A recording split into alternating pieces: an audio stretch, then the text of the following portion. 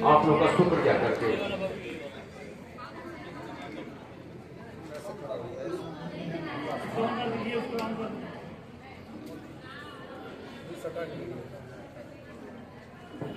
सुप्रभात आदरणीय मुख्य अतिथि, विशिष्ट अतिथि, व्याख्यातागण एवं मेरे प्यारे सहपाठियों।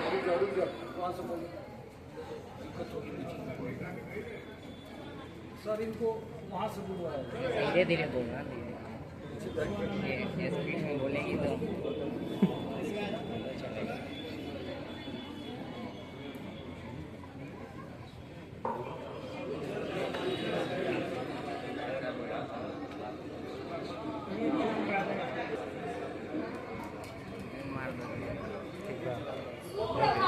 आदरणीय मुख्य अतिथि, विशिष्ट अतिथि, प्राचार्य महोदय एवं व्याख्यातागण एवं मेरे प्यारे सहपाठियों, मैं प्रिया कुमारी सेमेस्टर फर्स्ट की छात्रा आप सभी का अभिनंदन करती हूँ।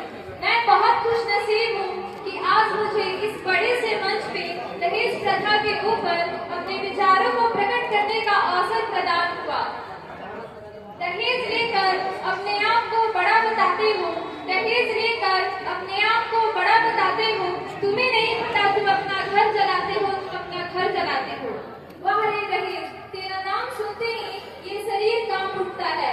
अरे मेरा नहीं, उस माँ बाप का जिसके पास बेटियां हैं, जिसके पास बेटियां तो हैं लेकिन बेटियों को विदा करने के लिए दहेज जैसी मोटी रकम नहीं। यही कारण है कि आज जन्म लेने से पहले ही हमारी बेटियों को मार दिया जाता है, उनका भ्रूण हत्या करवा दिया जाता है, ये सोचकर कि कहाँ से दहेज दे पाएंगे। जब से जन्म लेती है बेटी बस एक ही बात सताती है, जब से जन्म लेती है बेटी बस एक ही बात सताती है, कहाँ से लाऊंगा दहेज के पैसे, ये सोचकर माँ बाप को चैन न आती है, माँ बाप को चैन न आती है। मुझे अफसोस यह जानकर होता है कि आजकल के पढ़े लिखे लोग भी दहेज प्रथा का समर्थन करते हैं। मैं कैसे कहूँ कि आप पढ़े लिखे हो, एजुकेटेड हो, आई कांट बिलीव इट। दहेज देना और देना दोनों अपराध है, लेकिन दहेज देने वाले से ज्यादा अपराधी दहेज देने वाला होता है, क्योंकि वो भूल जाता है कि उसकी भी बहन बेटी है। जो माँ बाप अपनी बेटी का कन्यादान कर देते हैं तुम्हारे वंशज को बढ़ाने के लिए, उससे बड़ा क्या दहेज हो सकता है, लेकिन फिर भी तुम्हारी भूख नहीं मिटती। अगर हम अपनी सोच को बदलें और अपनी बेटियों को शिक्षित बनाएं, उन्हें अच्छी शिक्षा प्रदान करें, तो इस देश का भविष्य बदल सकता है, ताकि वो अपने पैर पे खड़े हो सकती हैं। नारी शक्ति का सम्मान है, नारी गौरव है, अभिमान है। नारी शक्ति का सम्मान है, नारी गौरव है, अभिमान है। नारी ने ही तो रचा विधान है, नारी शक्ति को सत सत प्रणाम है, नारी शक्ति को सत सत प्रणाम है।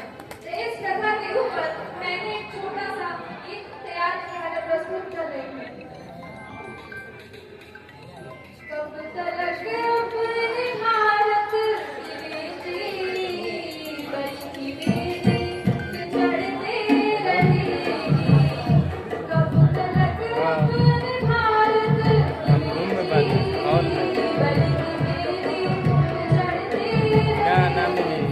डायरी रहा जिससे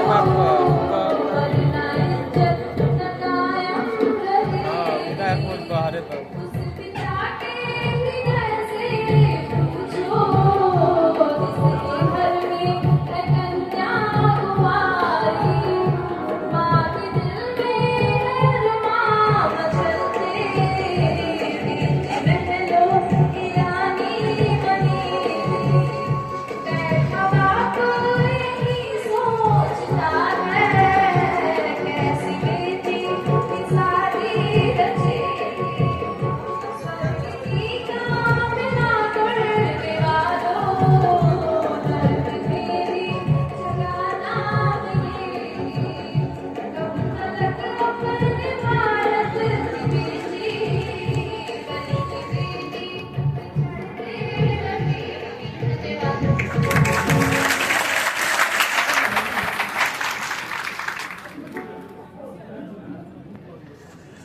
एक बार एक जगह रामलीला हो रहा था।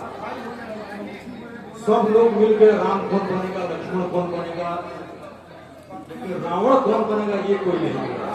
अंत में खोजते खोजते उस गांव का एक बहुत मोटा हलवाई था, सुरेंद्र बैठा जी जानते हैं हमारे, उनको बुलाया कि आप ब्राह्मण बन जाइए, काम चल जाएगा। कहा कि ठीक है यार, मैं बन जाऊंगा, डायलॉग लिख के दे दो, क्या बोलना है, क्या संवाद अदायगी करनी है मुझे, उसको लिख के दे दिया गया। उसने उससे रट भी लिया और उसके बाद उसने उसको बोलना शुरू किया। अरे लक्ष्मण पूर्ण विराम, इधर देखो, विस्मय को लक्ष्मण क्या कर रहे हो, कौमा सारा रट गया। मैं ईमानदार आदमी, मैं इसलिए इस बात को कह रहा था कि मंच पर भी लोगों को मैं बैठा हुआ जो देख रहा हूं, हेलो बाबू, मंच पर जितने लोग बैठे हुए हैं, भाई साहब काम लेके आ गए, ओ भाई साहब, अरे मुखिया जी, अरे बोलिए पुलिका बाकी बदुआरी पर बुला के अपनी शिकायत कर जाओ, काम खड़ा होगा। ये भी बोला के आदर कर जा, सम्मान कर जा के ठीक है, और वह खुद के मुल्क पर चढ़ गई महाराज। तो भाई मैं इसलिए इस बात को कह रहा था कि आप लोगों ने आज तक किसी गधा को हंसते हुए देखा है? जितने लोग बैठे हैं देखे आपको किसी गधा को हंसते हुए? अगर किसी ने गधों को हंसते हुए देखा है तो बताइए, और अगर नहीं देखे गधों को हंसते हुए तो हंसना केवल मनुष्य के नसीब में है, इंसान के नसीब में है। अगर कोई गधा आपको हंसता हुआ दिखाई पड़ जाए तो समझिए वो आदमी होने की तैयारी कर रहा है, और अगर कोई आदमी आपको उदास दिखाई पड़ जाए तो समझिए कि वो होने की तैयारी कर रहा है। समझे क्या कहा मैंने? इसलिए आपके चेहरे पर मुस्कुराहट होनी चाहिए। अरे हमारे बाद हाले हम सुनाने कौन आएगा, रुलाने तो सब आएंगे, हंसाने कौन आएगा? डॉक्टर यानी भाई साहब यहाँ बैठे हुए हैं, पूरी जिंदगी को उन्होंने एकदम तपा दिया, गला दिया समाज सेवा के लिए। एक बेहतरीन इंसान जो कि लाखों के रोज की प्रैक्टिस छोड़ करके बेटियों में बैठा हुआ है, ये सोच करके कि वो बूढ़ा नंगा फकीर महात्मा गांधी उन अंग्रेजों को इस देश से बाहर निकालने के लिए हमारे चंपारण में पहुंचा, जिन अंग्रेजों के राज में कभी सूरज डूबता नहीं था। There is no sunset in British empire, और उन अंग्रेजों को भी इस चंपारण की धरती से महात्मा गांधी ने निकाला। लेकिन आज हमारी धरती सबसे पीछे होती जा रही है, इसलिए नौशेर को अपनी जिंदगी देनी पड़ी कॉलेज खोलने के लिए। इसलिए डॉक्टर एनएस साहिब को, अफाक अहमद साहब को, भीषम साहनी साहब को, इन तमाम लोगों ने अपने जिंदगी का लक्ष्य रखा कि हम चंपारण यहाँ के गांव गांव को आगे बढ़ाएंगे। नहीं तो फिर इसके बाद भी मुस्कुरा रहे हैं। मुझे सर याद आ रहा है वसीम बरेली के अक्सर, अगर इजाजत हो तो आपके लिए पढ़ दूं, और आप तमाम जनप्रतिनिधियों के लिए पढ़ दूं कि हादसों के जड़ पे है तो क्या मुस्कुराना छोड़ दे? हादसों के जड़ पे है तो क्या मुस्कुराना छोड़ दे? और जल जलों के खौफ से क्या घर बनाना छोड़ दे? ये ठीक है, ये ठीक है कि तुमने नाम की कसम तो खाई है, फिर मेरे आंखों के आंसुओं से कहो मेरी आंखों में आना छोड़ दे। और ये भी ठीक है कि अब से बारिश हर दीवार को धो डालती है, कि ऐसे डर से हर दीवार पर तेरा चेहरा बनाना छोड़ दे। तो मैं ऐसे लोगों में जोरदार ताली चाहूंगा जिन लोगों ने उजाला मिल सके तुझको मैं अपना घर जला दूंगा, अपने घर को जला के उजाला करने का काम कर रहे हैं। मित्रों, अब मैं आपके बीच ट्रस्ट के संस्थापक सह कॉलेज के सचिव डॉक्टर नौशेर आलम जी को बुलाऊंगा प्रगति पत्रक पढ़ने के लिए, और ये कहूंगा कि बड़े तो शान पे चढ़ के रवानी उसको कहते हैं, अरे लगा दे आग पानी में जवानी उसको कहते हैं। भाई नौशेर आलम जी इस सभा की अध्यक्षता कर रहे हम लोग के अभिभावक और जिला के प्रसिद्ध डॉक्टर एनएन शाही जी, इस मजलिस के रूबे रवा जनाब अफाक अहमद खान साहब, और इस महाविद्यालय के ट्रस्टी जो आज विधान परिषद के रूप में हम सब के बीच मौजूद हैं, और नेशनल पब्लिक हाई स्कूल के डायरेक्टर जनाब अफाक अहमद साहब, गरीब का बेटा, हम लोग के नेता जनाब भीषम साहनी साहब, और इस मंच पर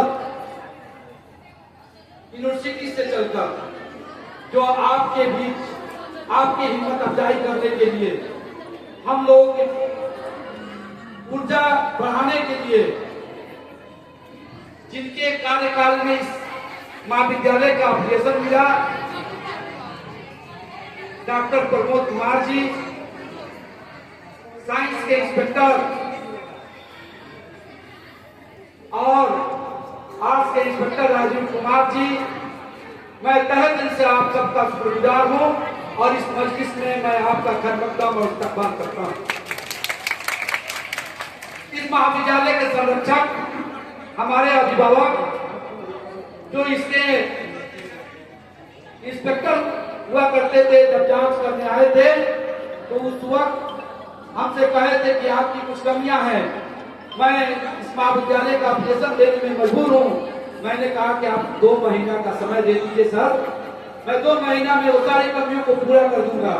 उन्होंने हम पर विश्वास जताया, उनके लिए भी मैं आभारी हूं doctor R K. Chaudhary. TP Verma college के प्रिंसिपल सुरेंद्र राव जी और इस मंच पर बैठे हम लोग के बड़े भाई जिला अध्यक्ष बेतिया जदयू शत्रुघ्न कुशवाहा जी और शंभू पांडे जी, सुरेंद्र बैठा जी, रिजवान अंसारी जी, हमारे बड़े भाई इस इलाके के असलम खान हकी साहब, हमारे गार्जियन मोतीउर रहमान साहब, अफसर इमाम साहब, हमारे गुरु सदाकांत शुक्ला जी, बुलबुल सिंह जी, मखदूम बख्श के सचिव शेख नजारुल हक साहब और सुनील राव जी, राजकेश्वर राव डिग्री कॉलेज के सचिव और इस महाविद्यालय में हमारे जो सामने बैठे हैं मेहमान, सबका मैं खैर-मक़दम करता हूं।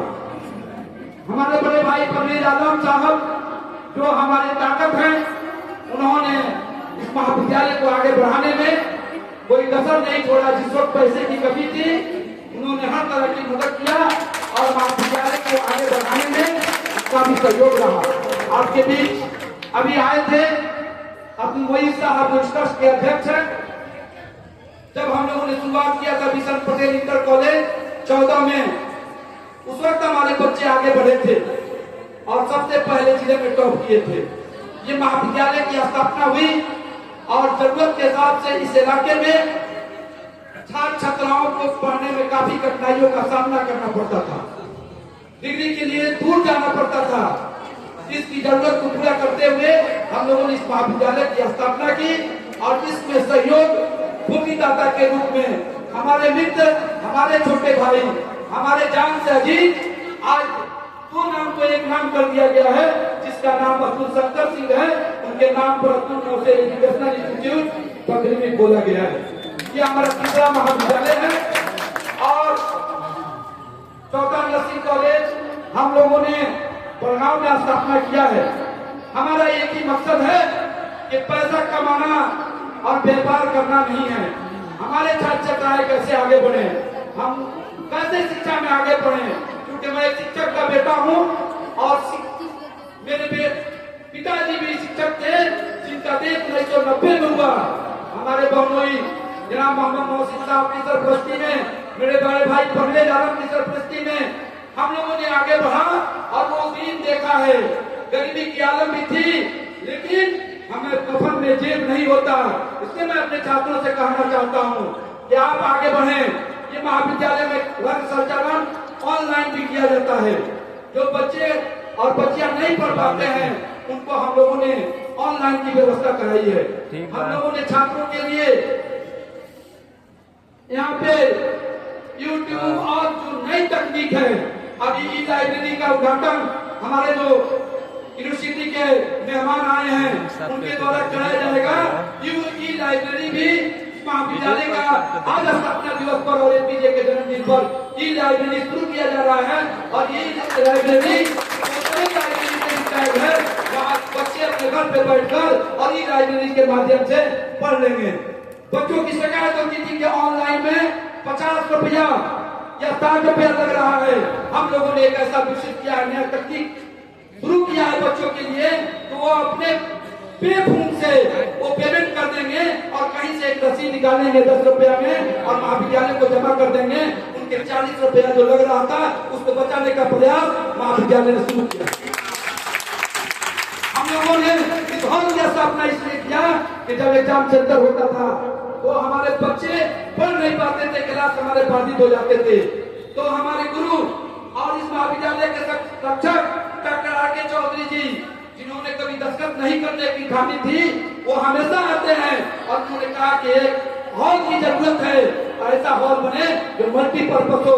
आज मैंने आपके सुपुर्द हॉल भी किया, जो वादा मैंने आपसे किया था, एक वादा आपके सामने है। हमारी एक कोशिश है कि बच्चों के लिए पार्क की व्यवस्था हो।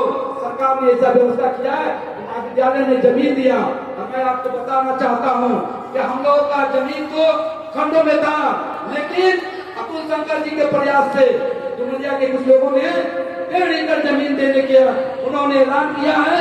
और अब महाविद्यालय के छात्र छात्राओं का खेल का मैदान भी इसी कैंपस के बगल में बन जाएगा, जिससे उनकी कठिनाइयां दूर हो जाएंगी। इसलिए हम सब अपने प्रयास जारी रखे हैं और एपीजे के नाम पर इस महाविद्यालय को खोलने का जो हमारे शिक्षक थे उस वक्त हम लोगों का भी था कि ऐसे आदमी के नाम से खोला जाए जो आदमी इंटरनेशनल हो, जिसकी कोई अपनी दिल विरोध, इस देश के लिए मरता हो जीता हो। जब इस देश के लिए इस दुनिया से गए उनके पास कोई पूंजी नहीं थी। मेरी भी अपनी ख्वाहिश है कि मैं भी इस दुनिया से जाऊं तो मेरे पास बहुत माल नहीं हो, लेकिन एक ऐसा महाविद्यालय हो।